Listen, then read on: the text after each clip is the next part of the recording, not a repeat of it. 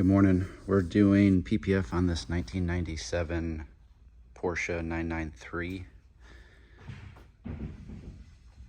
Normally on these fenders, there's a seam somewhere in that area or there, depending on kits are used or the shop that's doing it. We've done a few of these and we have done a seam there, but we wanted to try one and the customer was willing to pay extra if we could get it without a seam, because it does take quite a bit more time and there's more risk with it.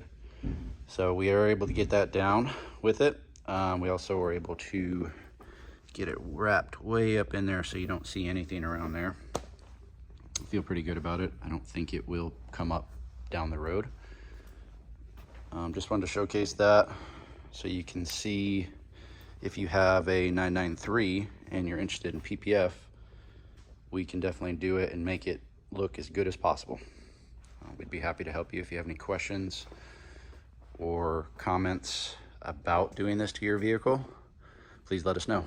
Thank you.